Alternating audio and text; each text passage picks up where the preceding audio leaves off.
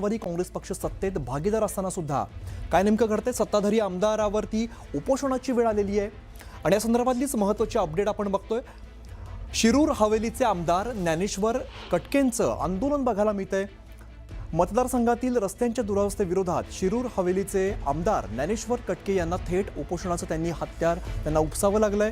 वाघोली ते आवाळवाडी या रस्त्याच्या दुरावस्थेकडे प्रशासकीय अधिकारी सातत्याने दुर्लक्ष करत असल्याचा संतप्त झालेल्या आमदारांनी थेट आजपासून उपोषण सुरू केलेलं आहे। या मार्गावरती मोठे खड्डे पडल्यामुळे शिरूर हवेलीचे आमदार माऊली कटके यांनी संताप व्यक्त केलाय।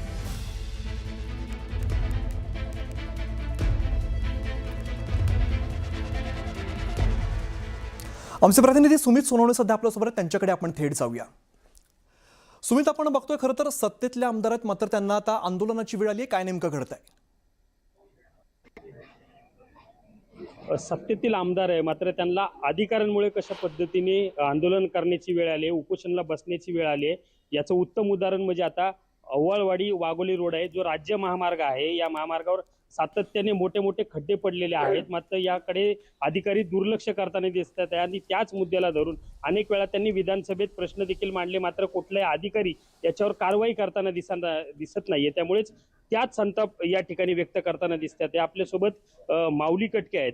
सातत्याने तुम्ही विधानसभेत आवाज उठवला, मात्र या सगळ्या या अधिकाऱ्यांना म्हणजे अधिकारी दुर्लक्ष करताना दिसतात या सगळ्या। हो, नक्की। आता हा जर आपण पाहिलं तर हा जो रस्ता आहे वाघोली आवळवाडी मांजरी, हा रस्ता तसं पाहिलं तर सोलापूर रोड आणि पुणे अहिल्यानगरला जाणारा ह्या दोन्ही रस्त्याला जोडणारा हा रस्ता आहे आणि दोन्ही बाजूनी महानगरपालिका आणि मध्ये ही 4-5 गावं आहेत, त्याच्यामधून हा PMRDच्या हद्दीतून जाणारा हा रस्ता आहे।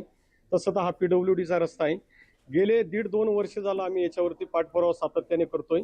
सोलापूर रोडचं ट्रॅफिक आणि नगर रोडचं ट्रॅफिक ही प्रचंड ट्रॅफिक आहेत। लोक एक तर पहिलीच त्या ठिकाणी वैतागलेली आहेत आणि त्यांना त्या पद्धतीचा मानसिक त्या ठिकाणी त्रास सहन करावा लागतो। आता आपण त्याच्यावरती फ्लायओव्हर असू द्या, मेट्रो असू द्या, या दोन्ही प्रकल्प राज्य शासनाच्या माध्यमातून सोलापूर रोड आणि नगर रोड या दोन्ही ठिकाणी आता त्याचं लवकरच त्या ठिकाणी काम चालू होईल। परंतु हा जो रस्ता आहे, या रस्त्यावरती प्रचंड वाहतूक आहे। अनेक टाउनशिप या रस्त्यावरती आहेत, गृह प्रकल्प आहेत, डंपर असतील, जड वाहतूक असेल, शेतकरी असतील, शाळेत जाणारी मुलं असतील। आता आपण पाहतोय की गाडीला गाडी चिटकून या ठिकाणी जाते। परंतु हा जो काही हा रस्ता आहे, याच्यावरती 20 वर्षापासून कुठल्याही प्रकारचं त्या ठिकाणी काम झालेलं नाही। 1.5-2 वर्ष झालं आम्ही सातत्याने त्याच्यावरती पाठपुरावा करतो की याच्यावरती कमीत कमी खड्डे तरी बुजवा PWDच्या माध्यमातून। निश्चित सुमित, धन्यवाद या सगळ्या सविस्तर माहितीसाठी। पुढची महत्त्वाची बातमी आपण बघूया। टँकर असोसिएशन आणि प्रशासनाची जी बैठक आहे ती फोल ठरलेली आहे। प्रशासनाकडून केवळ तोंडी आश्वासन दिलं जात आहे, लिखित उत्तरं दिली जात नाहीत। आम्ही लेखी उत्तर देऊ शकत नाही, त्यामुळे टँकर असोसिएशनने प्रशासनावरती नाराजी व्यक्त केली आहे। त्यामुळे मुंबईत टँकर असोसिएशनचा संप हा सुरूच राहणार आहे।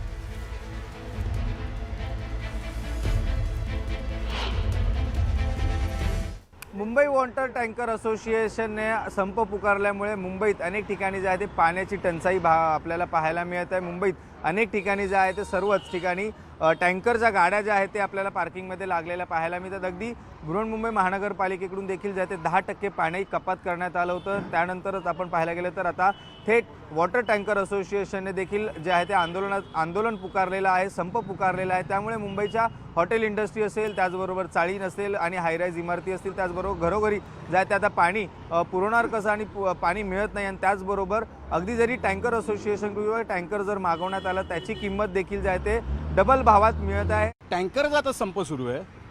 हॉटेलवाल्यांना पाणी मिळत नाही, घरात आमच्या कपडे धुवायचे, साधे भांडी घासण्यासाठी पण पाणी नाही आहे। पालिका प्रशासन आम्ही यांना प्रश्न विचारतोय, मुद्दामून गिरगावकरांची आणि चाळकरांची, खास करून दाटीवाटीने चाळीत राहणाऱ्या मराठी लोकांची तुम्ही गळचेपी करताय की काय? तुमची मानसिकता नेमकी काय आहे? जनता इकडे त्रस्त आहे। गिरगावकर सगळे ह्याकरता रस्त्यावर उतरायला तयार आहेत आणि उतरणार आता। सकाळी तर पाणी गिरगावच्या चाळीमध्ये मी स्वतः राहतो, त्या चाळीमध्ये सकाळी पाणी कमी झालं आहे। तिथून पाणी कमी झालं, ते टँकर लॉबी पण बंद आहे। एक टँकर जिथे 5,000ला भेटायचं तिकडे आता 13,000 रुपये हे लोक बोलतात आहे।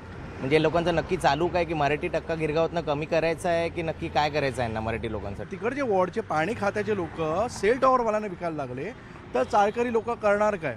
पाणी कमी आहे, मग आम्ही टँकरकडे वळलो, टँकरवाले डबल पैसे मागतात डबल पैसे मागायला आल्यानंतर आम्ही बोलायला होतो टँकर तुम्ही इकडे बघा, इकडे आहे ना लाईनीत टँकर लागले असतात. टँकर काय मिनिमम कॉस्ट आहे जे BMC ठरवते त्या हिशोबाने सप्लाय झाला पाहिजे. हे नाही करत आहे. ह्याच्यात क्लिअर अँगल आहे, हे कमर्शियलाइज करायला बघतात आहे. ह्याच्यात BMCचे अधिकारी पण काही अधिकारी आहे इन्वॉल्ड आहे. मुद्दामून याला सांगितलं आहे तुम्ही स्ट्राईकवर जा म्हणून.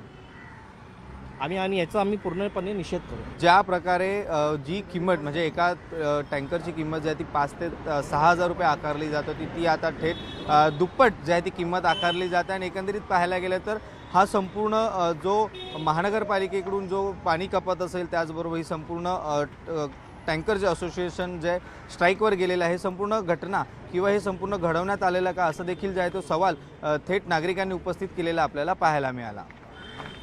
व्हिडिओ जर्नलिस्ट सचिन कुबडेसह श्रीकृष्ण आवटी, न्यूज 18 मराठी, मुंबई.